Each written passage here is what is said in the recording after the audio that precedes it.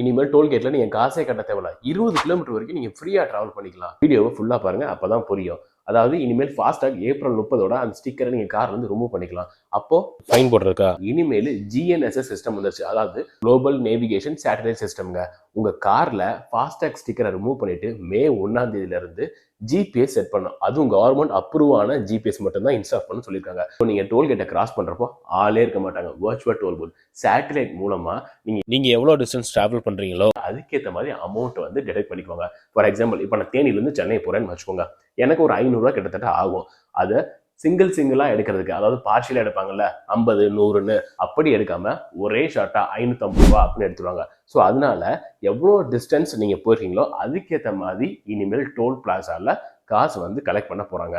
So அந்த GPS வந்து bank அக்கௌண்டோட லிங்காக இருக்கணும் அப்படின்ற மாதிரி ஒரு ரூல் இருக்குதுங்க. ஸோ அந்த ஜிபிஎஸ் எங்க வாங்குறது, எப்படி இன்ஸ்டால் பண்றது எல்லாமே அடுத்த வீடியோல நான் உங்களுக்கு அப்லோட் பண்றேன். இதுல என்ன கொடுமைனா, ஆல்ரெடி நம்ம ரோட் டாக்ஸ் கட்டியிருக்கோம் கார் எடுக்கிறப்பயே, மறுபடியும் ஒவ்வொரு தடவையும் டிராவல் பண்றப்பயும் நம்ம டாக்ஸ் கட்டுறோம். அதுதான் புரியல.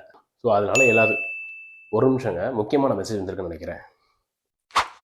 ஜிபிஎஸ் ஊனக்கட்டம் வந்து உண்மை இல்லை. இந்தியன் கவர்மெண்ட் ஏன்டா இப்படி பண்றீங்க? ஸோ இவ்வளோ நேரம் நான் சொன்னது எல்லாமே உண்மைதான். டைம்ஸ் ஆஃப் இந்தியா எல்லா நியூஸ்லையும் போட்டாங்க. இப்போ உண்மையில ஜஸ்ட் நவ் மெசேஜ் வந்திருக்கு. அதாவது கன்ஃபியூஷன் என்னன்னா, ஃபாஸ்டாகா இல்லை ஜிபிஎஸ்ஸா?